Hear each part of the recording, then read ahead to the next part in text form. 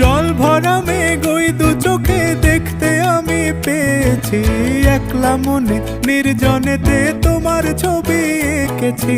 নাম রেখেছি বনলতা যখন দেখেছি, হয়তো বা সেই ক্ষণেই তোমায় ভালোবেসেছি।